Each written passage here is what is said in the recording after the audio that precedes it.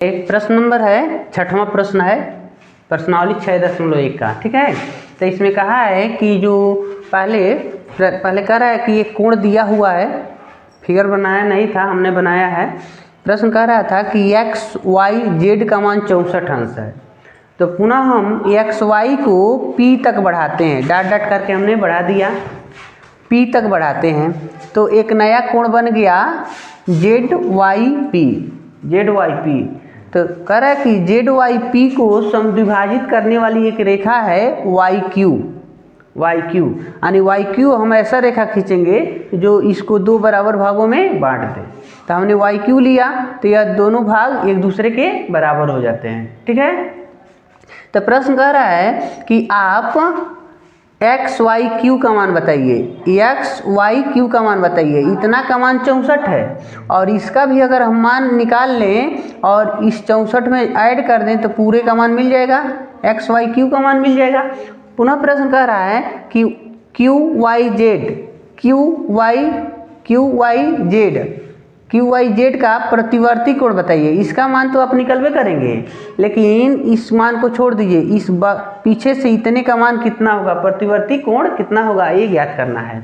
तो देखिए, सबसे पहले आपको पता है कि इस पूरी को अगर हम ऐड कर ले बाबू तो 180 होगा, रैखिक कोणीय युग्म है।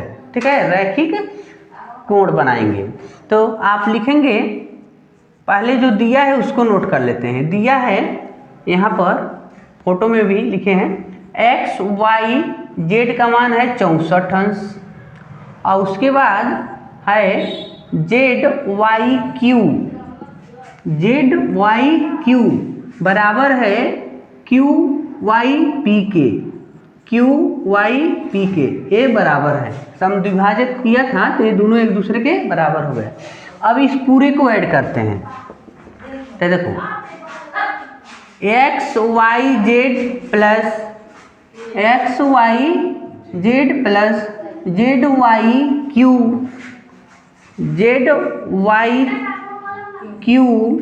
प्लस क्यू वाई पी बराबर 180। सबको हमने ऐड कर लिया तो 180 यानी लिख सकते हैं रैखिक कोण है, एक रेखा के एक साइड के कोण हैं। अब देखो बाबू, यह और यह दोनों एक दूसरे के बराबर हैं, तो आप चाहें आप इसके स्थान पर यह नाम रख सकते हैं, चाहे इनके स्थान पर यह नाम रख सकते हैं। तो आप जेड वाई क्यू पहले तो इनका मान 64 है तो 64 रख लिए और इनके जगह पर क्यू वाई पी लिख देते हैं। चाहे इनके स्थान पर यह नाम लिख सकते हैं, चाहे इनके स्थान पर यह नाम लिख सकते हैं। तो इसको जैसे तैसे रहने दे रहे हैं। इनका नाम है जेड वाई क्यू और इनके भी स्थान पर लिखते हैं जेड वाई क्यू, क्योंकि Z Y Q Y P के तो बराबर है, तो हम क्यू वाई पी के जगह पर जेड वाई क्यू रख दिए बराबर 100। अब देखो ये दोनों एक जैसा है ना, दोनों एक जैसा है तो हम लिख देते हैं 2 जेड वाई क्यू और 180 माइनस 64, इसको उधर हमने ट्रांसफर कर दिया। तो जेड वाई क्यू बराबर पहले माइनस करोगे तो 10 में 4 माइनस करोगे तो 6 और यहाँ पर 7 में 6 माइनस करोगे 1 और 1 नोट किए 116 और यह 2 नीचे चला जाएगा इसके भाग देने। तो जेड वाई क्यू का मान मिल गया 5 और 8 58 अंश मिल गया। ठीक है, तो प्रश्न का कहना था कि आप एक्स वाई क्यू का मान बताइए, तो एक्स वाई क्यू का मान निकालने के लिए आपको लिखना है X Y Z plus Z Y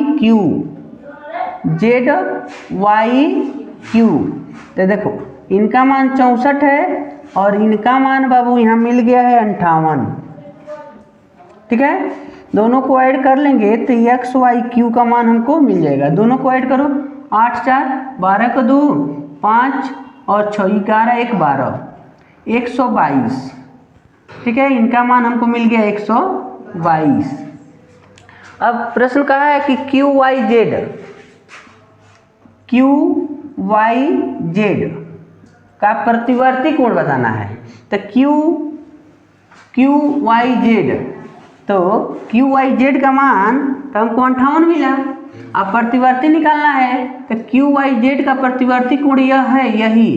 तो मान लो टोटल तो 360 है, तो 360 में आप यह कोण आप घटा देंगे, 58 माइनस कर देंगे तो बाहर का यानी प्रतिवर्ती कोण मिल जाएगा। तो हम इसमें 58 माइनस करते हैं तो 302 यानी प्रतिवर्ती कोण आपको मिल गया 302 प्रतिवर्ती कोण। ठीक है, 302 ये आपका आंसर हो गया। इस तरीक़ा से इन प्रश्न को हम लोग सॉल्व कर लेते हैं। ठीक है, तो इनको आप हल कर लेंगे और नोट कर लेंगे।